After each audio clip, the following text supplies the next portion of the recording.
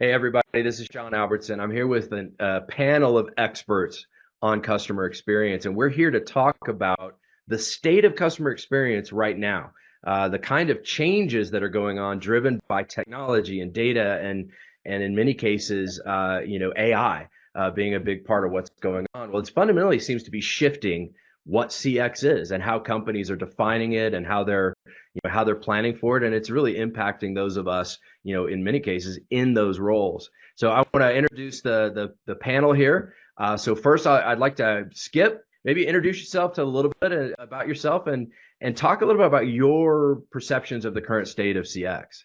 Sure, Picciano, trusted advisor. I help with the nuts and bolts and finding challenges and opportunities within call center environments, focus mainly on the technical side. And yeah, I actually started in this industry as, believe it or not, as an agent, taking about 100 calls a day with the phone company. And now what I do is I keep vendors from bending the truth. I keep customers from taking too many risks. And as far as the industry goes, I think we're at an inflection point. Customers have been barraged with a number of solutions, a number of promises, and there is some promise out there in technology, and there's a way to weed it out, and we can talk about more of that on today's call. Awesome. Thanks, Skip. Well, great. Gabe, why don't you share a little bit? Yeah, hey, happy to be with you all, and thank you, Sean, for convening this conversation. I'm Gabe Smith, CCXP. I'm the content manager and associate director for the Customer Experience Professionals Association. Prior to joining CXPA as staff, I was a CX practitioner with the American Cancer Society for several years. Really, I think what's been interesting is that the CX profession's journey has been a combination of remarkable growth and really necessary learning. And so, I don't think that CX professionals have necessarily done anything wrong, but we have to acknowledge that the field has evolved rapidly, and many organizations really treated CX as an isolated function rather than integrating it into their business strategies. And this created a lot of challenges when it came to demonstrating CX's direct impact on business outcomes. CXPA recently did some research of over 1,000 CX professionals, and what it revealed was that while CX is now increasingly recognized as a critical business discipline, there's still a lot of work to be done when it comes to educating CEOs, educating boards, and educating C-suite on its strategic value. So we've really seen the need to influence leadership's understanding of CX to make sure that it's embedded within the broader business strategies, and it's positioned not just as an operational function, but we've recently seen from some of our Impact Award winners, some proven business impact case studies, that CX works when it's seen by leadership as a driver of sustainable growth and not, that add-on operational function. Very good. All right, Gabe, thanks for that. I know we're going to pull on a couple of those threads there for sure. Valerie, introduce yourself. Tell a little bit about your history too. Hey there. Hi, I'm Valerie Peck. I started up my 5th company this year after selling a consultancy and a journey mapping tool called Suite CX. I've been doing what I lovingly call psychology meets technology and customer intelligence driven strategy for probably, I'm old, 25 years. And CX is really an interesting name. It comes along with the fact that there's just a set of inconsistent definitions, right? We used to call it customer experience management, and then it kind of slipped into customer experience, and then there's CRM. It all revolves around really getting to understand and serve your customers so that they are delighted and come back. I was a partner at a little company called One to One. Same concept, personalization, one to one. You keep hearing the same drum beats over and over. And, we're facing a lot of competitive threats internally. We lose ground to trends like outsourcing, digital transformation, AI-driven bots, right? Every wave of something that comes along seems to get more money and attention to the thing that truly is the most important. And that leaves teams really vulnerable. Oftentimes they're buried in customer success, or I lovingly say they're, CX is marketing is where CX goes to die. People don't understand that it truly is strategic. And now what we're seeing is kind of this relentless focus on backward-looking surveys and NPS scores. And our team calls it chasing failure of me. And we start sounding a little bit like whiny teenagers as compared to the people who really do have enough power in the knowledge of our customer base and employees to make strategic breakthroughs. So that seems to be the Damocles sword of the whole thing is companies who get it really get it, and companies who don't keep having to prod them, and it's really annoying. Yeah, absolutely. Dave, I see Jason. you shaking your head. A lot of agreement. Yeah, absolutely. Jason. Oh, you're on mute.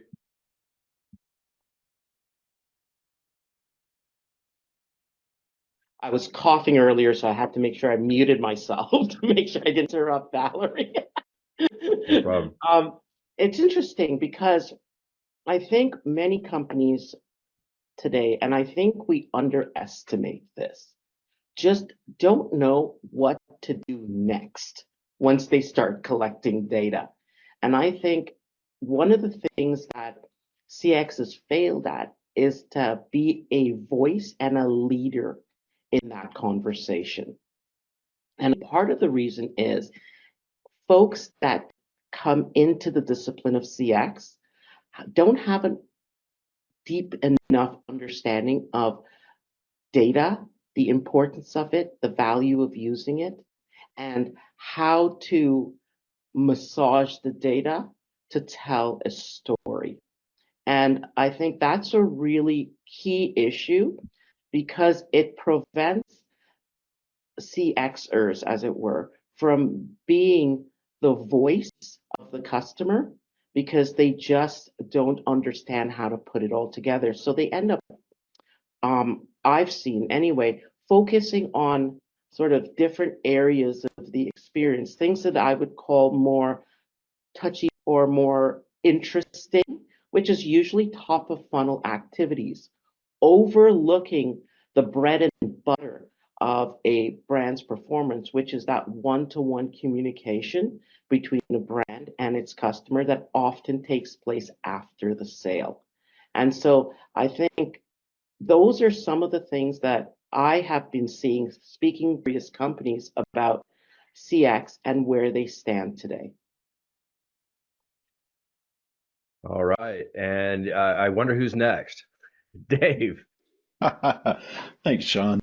My name's Dave Seaton. I lead a small consulting firm where we empower CX leaders to create compelling customer journey maps that show a return on investment.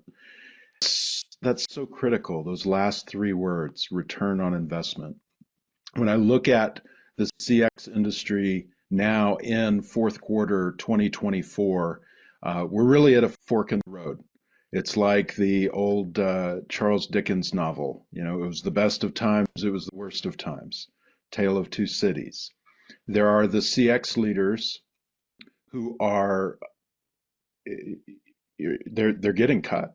They're getting removed from organizations. They're getting pruned because they're not showing a return on investment for the work that they've done. They've focused on satisfaction scores, NPS surveys, some of the things that the other panelists have talked about. And then on the other side, you have the CX leaders who are showing a return on investment for their activities. They're leading the strategy.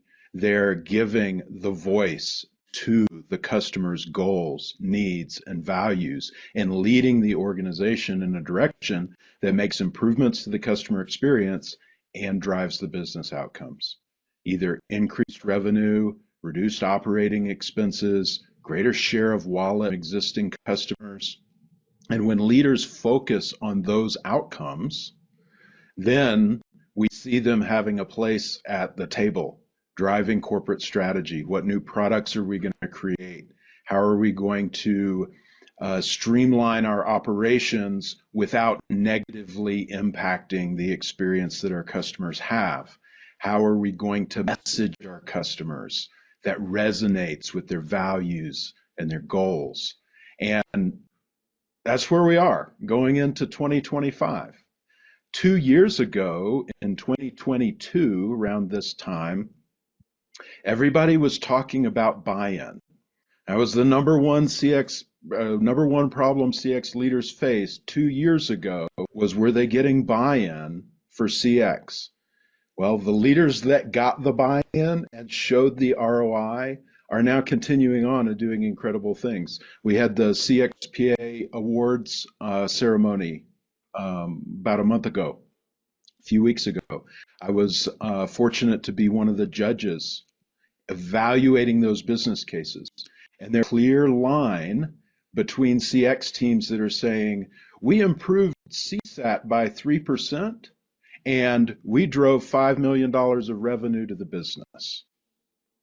And so that's where we see ourselves going into 2025, is this fork in the road is, can you connect the dots? Can you show your work? Can you show the math at how what you're doing to improve customer experiences is having an impact on the business's profitability? Yeah. Thanks, Dave.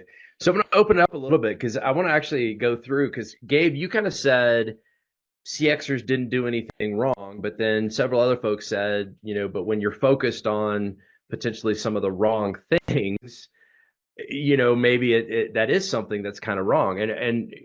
But I also agree that it's a little bit of a dichotomy. We didn't necessarily maybe know. Go into that a little bit deeper when you think about, how CXers got here. Go in a little more about that. Not wrong, but different. So maybe go a little bit your thoughts on that. Yeah, I know when CXPA started, it really began as a group of people who were trying to find their way together, trying to figure out what it was going to take to stand up this new field and move it forward in their organization. So, we've come a long way, and I think that to the extent that when customer experience programs are started, many of them begin with a great deal of enthusiasm, but we need to understand that CX needs to be positioned for success.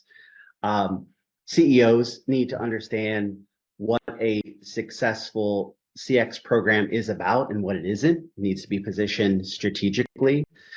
And CX professionals need to make sure that they're educated that CX is not just about continuous improvement. It's about being that driver of sustainable growth. And so we need to be able to look at some of those challenges from both ends, making sure that CX professionals are educated, making sure that CX professionals understand that there's an ecosystem. They're not doing it alone.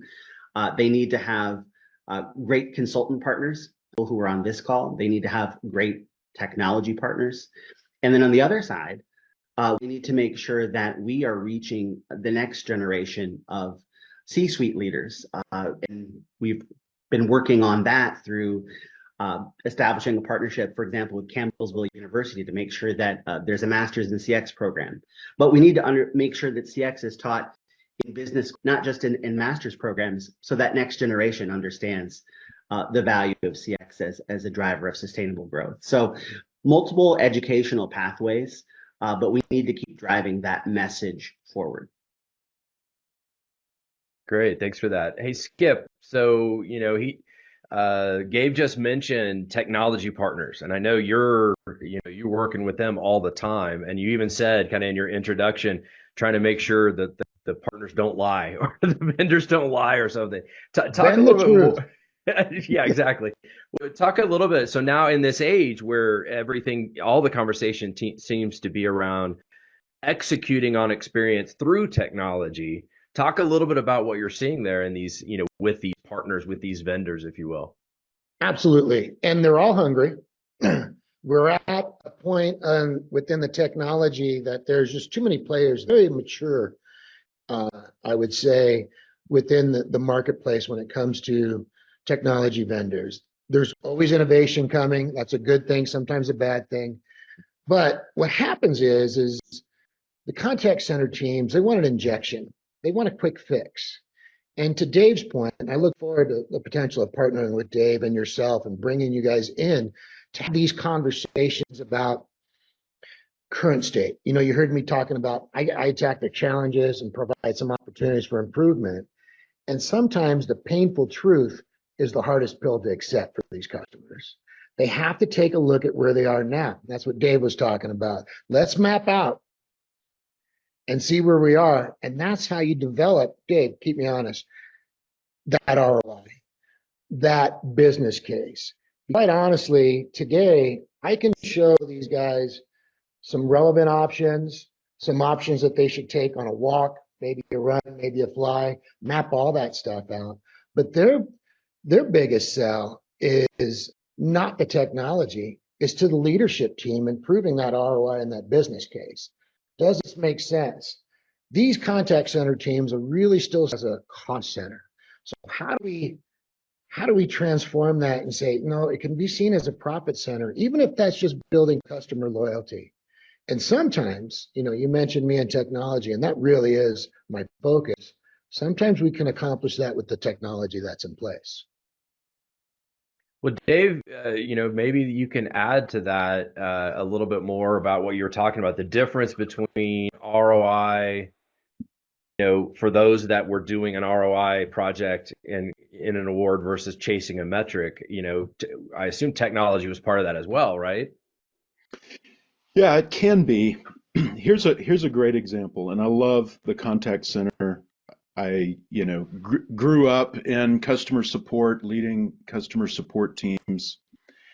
And when we operate in business silos, for example, as a service team, as a contact center, we're looking at how do we improve the thing that we do? How do we get faster resolution times? How do we get fewer tickets? How do we get fewer handoffs? And we can get really, really good at improving those processes. But if we zoom out at what the customer is experiencing in their journey, it may be that the customer doesn't need a faster resolution to their problem. They need the company to fix whatever happened in the product or the service that created that problem in the first place. And that's the difference, right, between taking the customer's view and taking a part of the organization's view is how do we look at that overall customer journey and fix the friction points in there so that the customer is successful in achieving their goal. It's easy for them to do so, and they feel good about interacting with the company. That's where we see big ROI, is improving that journey, not playing whack-a-mole with pain points in the individual touch points. Yeah.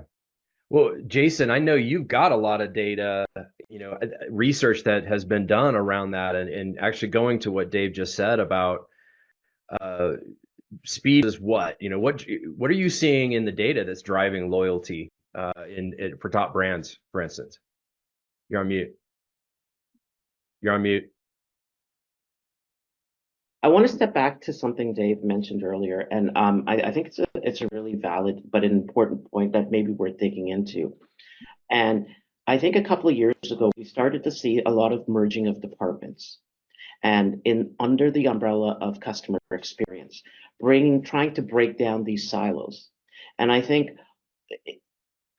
the what should I say, the outcome has been that, for the most part, that these efforts have failed, right? And most of those departments that are brought together under the umbrella of CX have pretty much been dismantled now. However, and I think this is the more important learning, it wasn't the departments that needed to come together. It was the data that needed to come together, that to understand the entirety of the customer experience, because what we've seen over the last 10 years is a proliferation of communication channels. And you can't bring all these departments under one umbrella. It just doesn't work.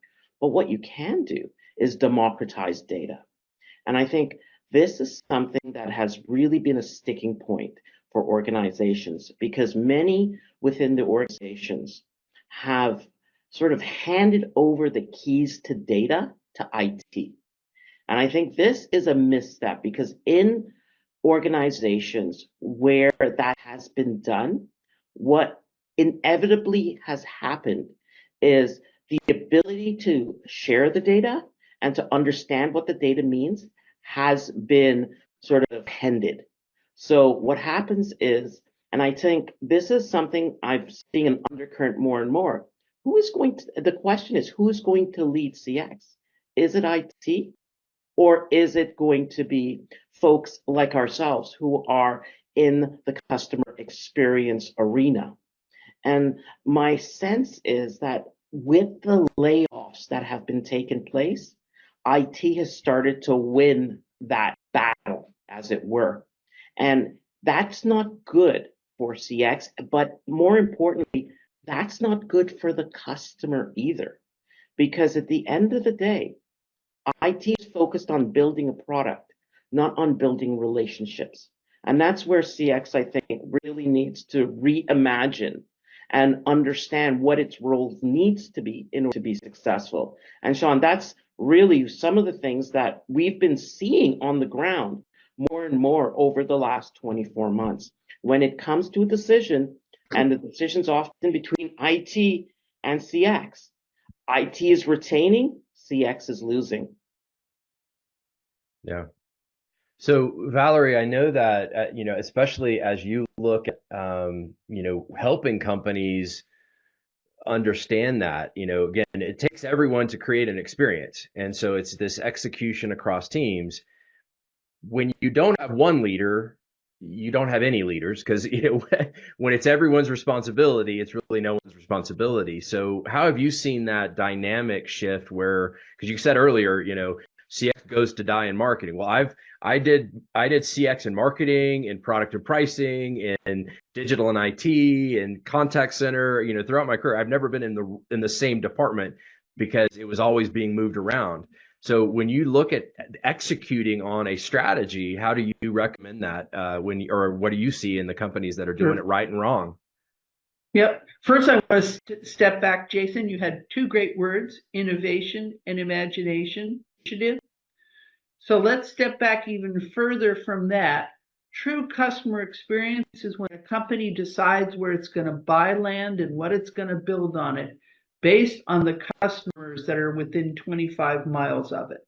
Mm-hmm. Customer experience is really understanding what new products that they might be able to drive through enhanced performance based on the needs that are not yet met in adjacent product lines. So if you're really thinking about the ideal spot where a CX leader is, it's in the innovation lab or in research, because they have access to all that data. If you're using like something like Segment, where you're democratizing the data and it's available to all the departments, you have that data and you start using it not only for customers, but for employee education as well.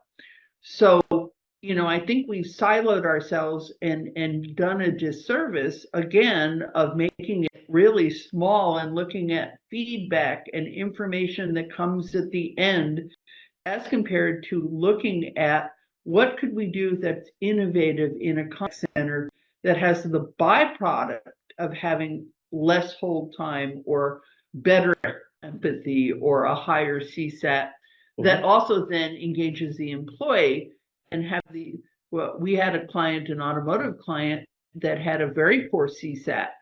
And when we stepped back and we started looking at the customers and the employees and whatever was happening, we found that the employees who were not engaged So we with the dealers to let them test drive the cars, and we gave them all sorts of cute little gamification things so they learned where the fuse boxes were and everything. Their CSAT and sales soared because they were so engaged and thrilled driving the cars around. Right? That is innovation and what should be done from a company-wide perspective compared to Sean is what you said, kind of the whack-a-mole trying to improve numbers. I come from contact center as well. I used to engineer them, and I truly believe they're still the heart of the organization. And that's the perfect spot to take the knowledge that we have and again apply it strategically through the technology to activate that data and make it useful everywhere.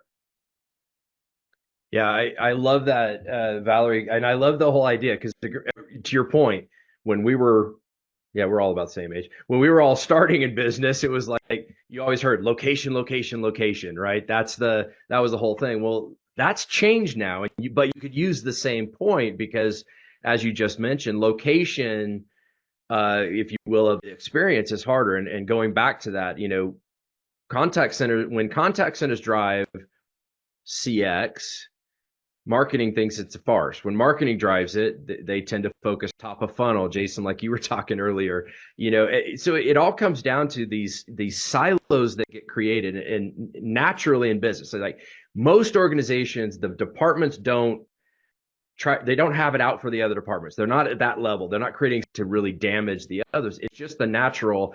I got my head down doing what I'm told to do by my boss. And so therefore it just perpetuates this lack of looking up and around.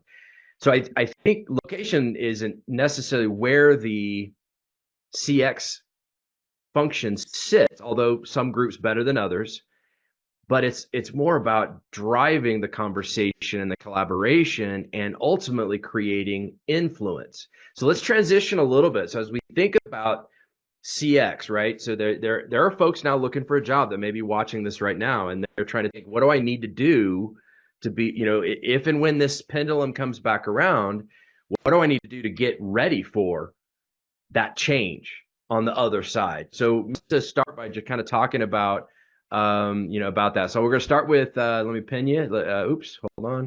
Yeah, Dave, start with you. Awesome. Yeah, Valerie said something incredibly important. And that was the idea of understanding customers' unmet needs. And to answer your question, Sean, if I was a CX leader moving into a new position, priority number one would be becoming an expert in our customer. Priority number two would be becoming an expert in my organization, so I know how to navigate the different stakeholders and players in the organization. But becoming an expert in our customer means understanding their goals. They became a customer in the first place. A goal turns a person into a customer. And then understanding those unmet needs. I'll give you two quick examples. The first was my Uber driver. He picked me up at 4:30 in the morning.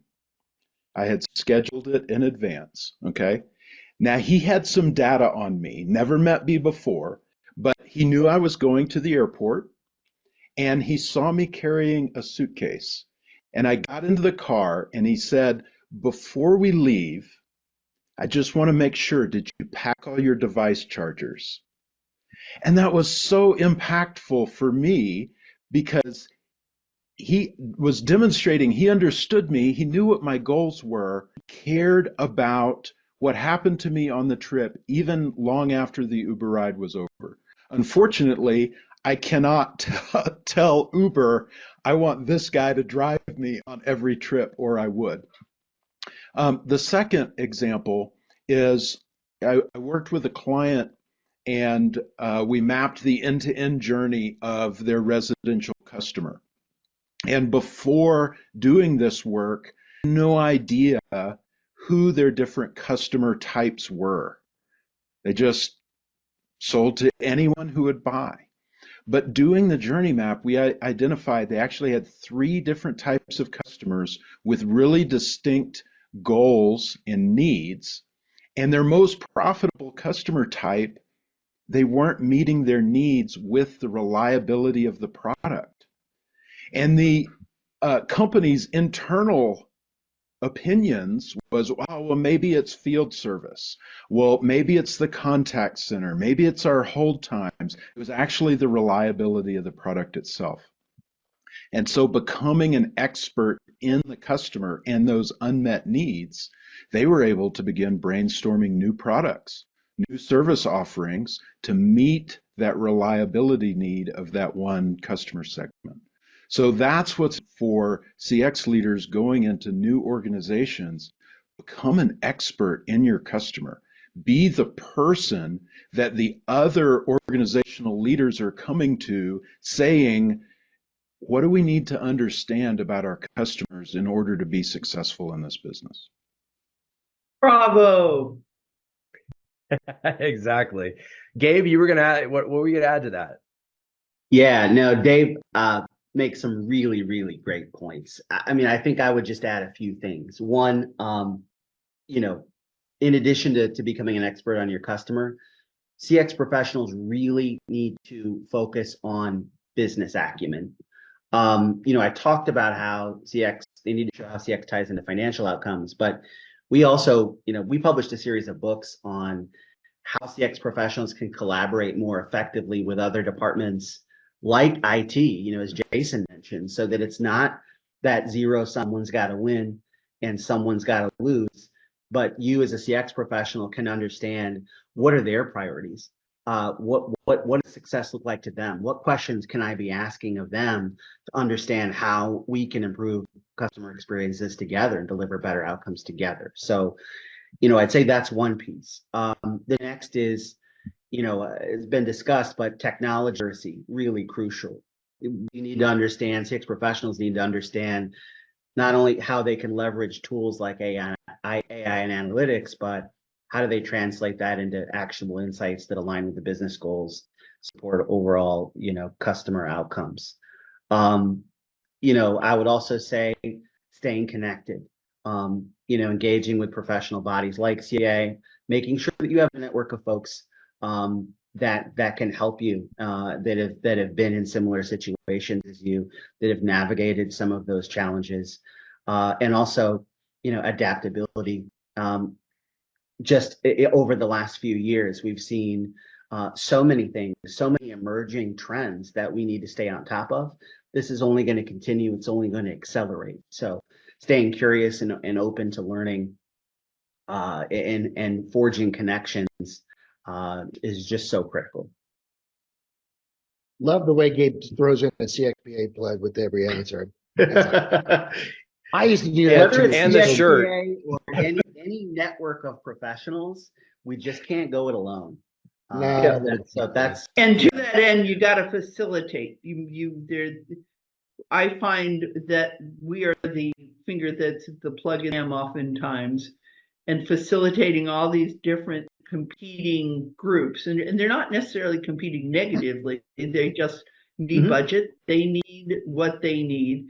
So we find that coming in as a consultant, I'd say 100% of the projects I end up on, there are workshops where you need to facilitate getting information, synthesizing it, and sometimes being the one that says, you're a little ugly.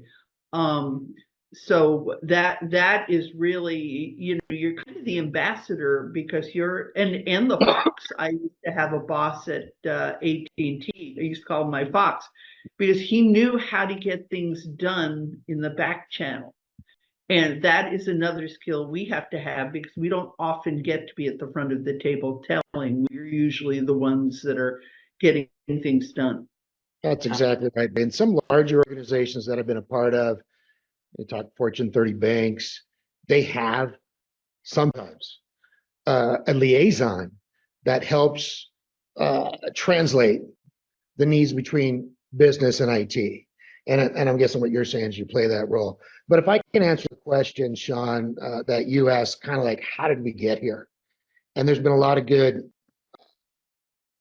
conversation from the panel, but I see this, and I think Jason talked a little bit about this.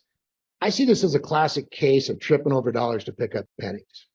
Again, we're at this inflection point where we're seeing these layoffs that was mentioned, and now IT being brought in to lead these efforts.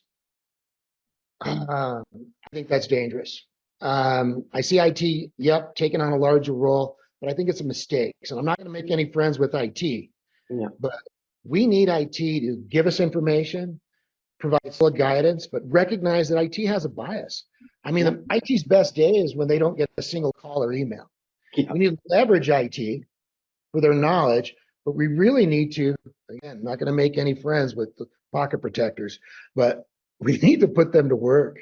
Yes, make them part of the process, but IT's just not suited to lead it. They just have their biases. And so how else did we get here? Well, and how can, to answer your question, Sean, how can folks that are maybe looking for their next adventure, how can they prepare themselves? Well, they need to learn how to put on blinders. You know, when Sean mentioned, hey, all these guys are busy focusing on their own job, that they need somebody to come in and put a set of eyes on it. They need to remove their blinders, and they need to be able to look at the contact center the way that everybody on this panel does. So there may be an opportunity to maybe train these guys that are looking for work and say, here's how you assess, here's how you dream out, here's how you lead projects, here's how you become a little more of a project manager and less of a director of customer care. But I'll be quiet and let the others join. Yeah. Actually, Skip, I think you make a couple of fantastic points, and I certainly agree with you in terms of where it's dangerous from an IT perspective. Valerie, I think one of the things you said that really struck me is the term ambassador. And why that strikes me is in order to be a good ambassador in the future anyway, and in the area of CX, you're going to have to have enough technical knowledge to be able to push back against IT.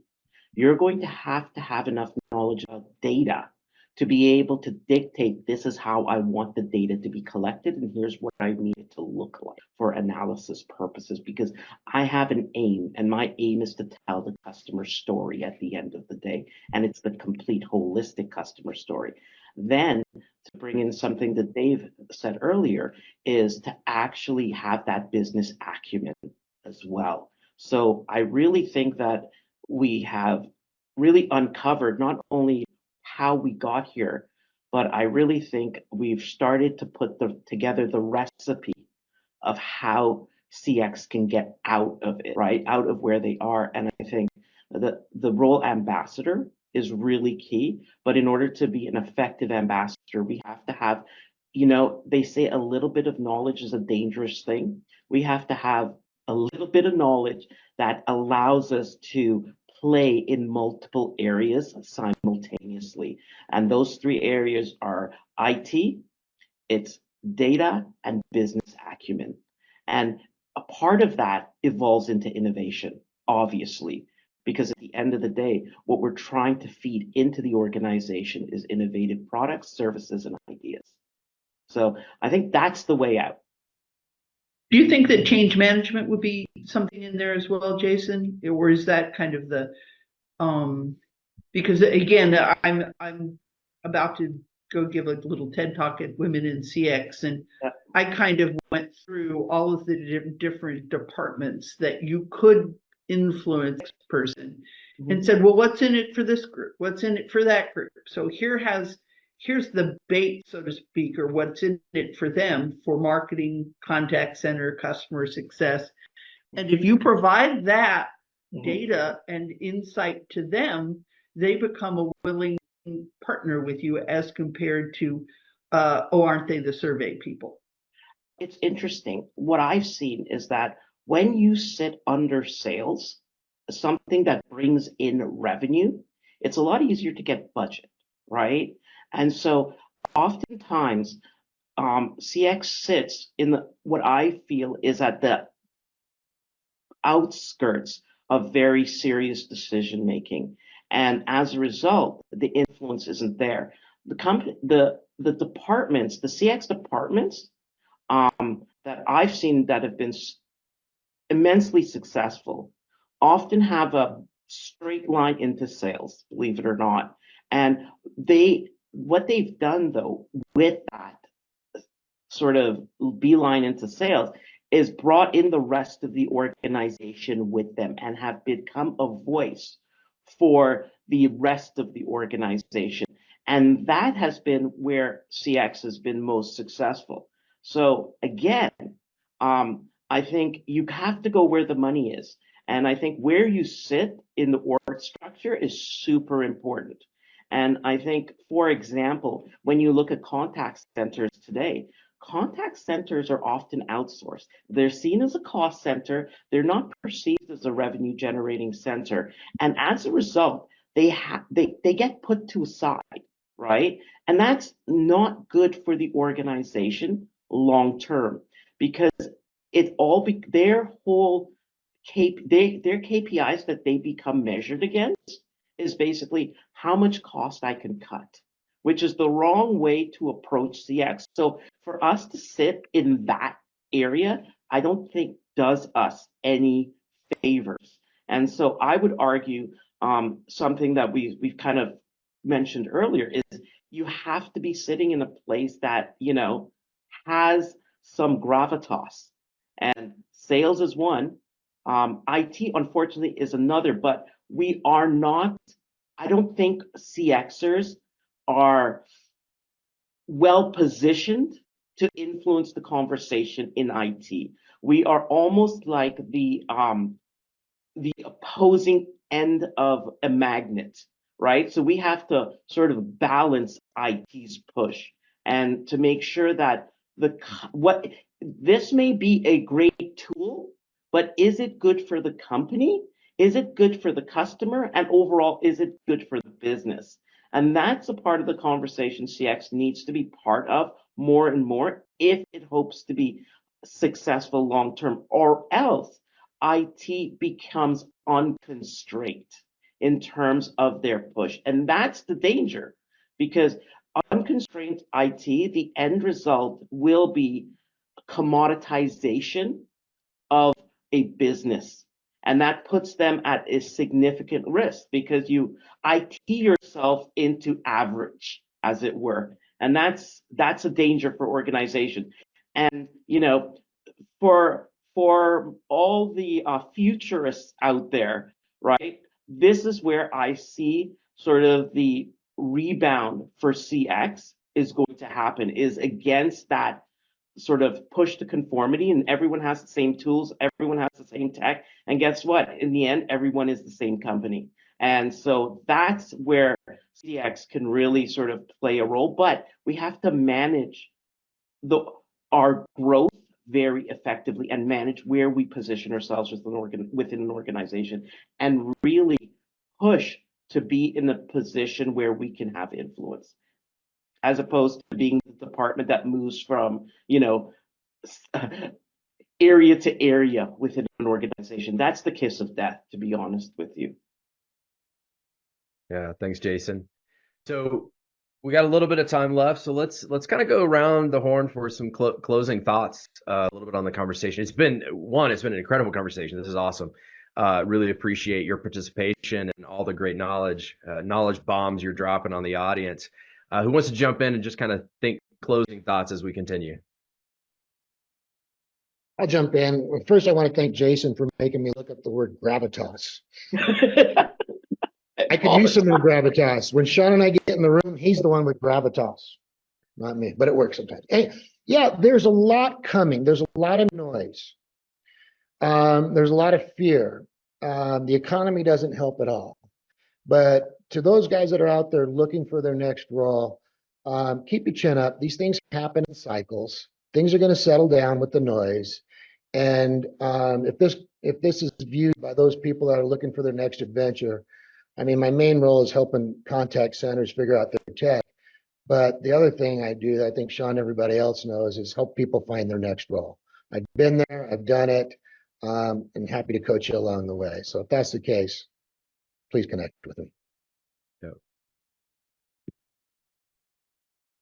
I'll jump in.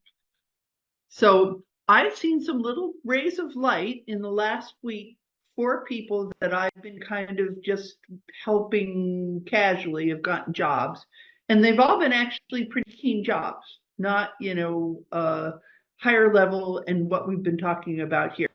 So I think that that is a good thing.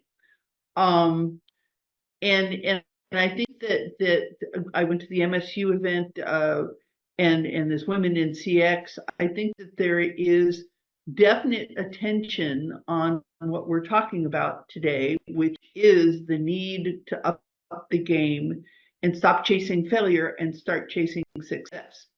So I think that if you had a takeaway here, is having people start using what they're learning about the customer and using their data better to inform as compared to react would be the one thing they can do to start showcasing themselves and doing better.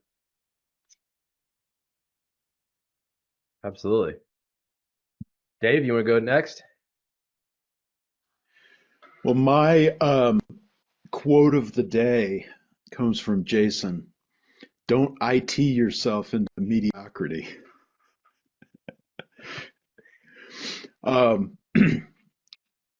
To wrap up, we see the layoffs in the news. We see the layoffs on LinkedIn.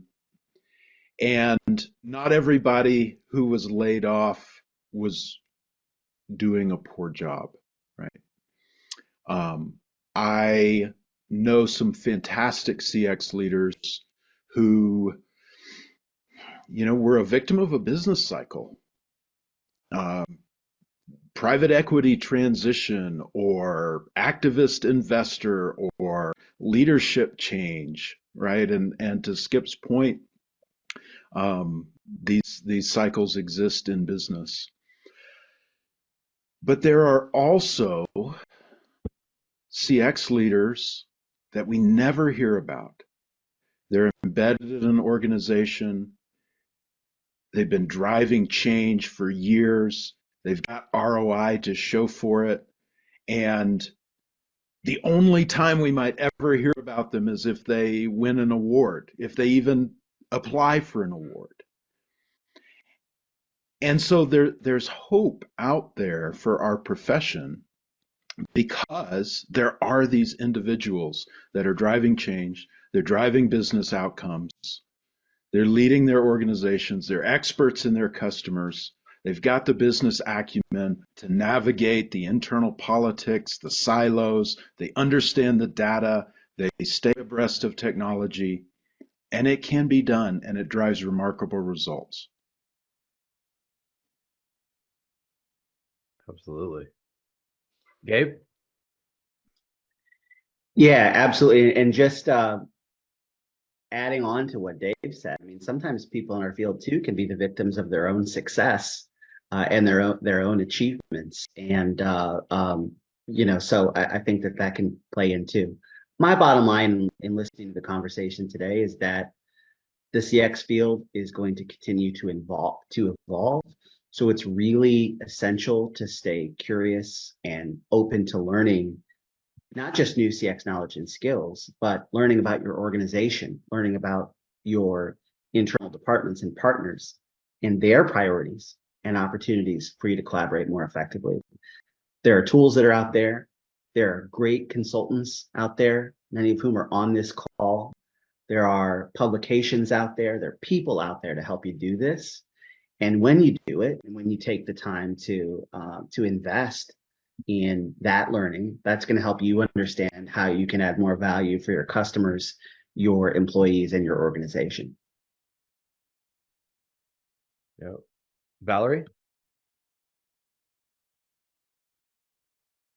Or did you already do kind of a closing? I forgot. I already did mine. Oh, okay. Sorry. I lost track. I thank you for bringing us together, and just one last thing. It is on so many people's minds. So you've bubbled up the gestalt here, another term, and I like Gravelox better than gravitas, but that's okay. But yeah, this is on a lot of people's mind because I think it was probably commented on or the key to about half of the MSU conference events. And it's same thing for women in CX. There's literally it's in Europe, it's everywhere.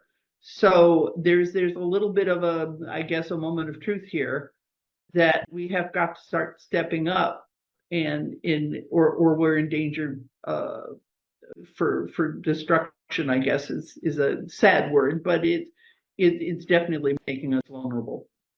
Yeah. Jason?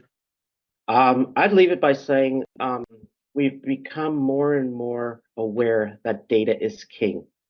And without access to data and ownership of data, CX is going to falter. And we have to be not only a part of that conversation, we have to be leading the conversation and leading the technology that allows us to democratize data across the organization and open the floodgates that gives organizations access to data. Because right now, data for most companies continue to be held very closely to departments that want to maintain their position. And unless we can get that data out, CX will continue to falter. So if you're pondering CX, one of the things you're going to have to make sure as a baseline that you understand is data.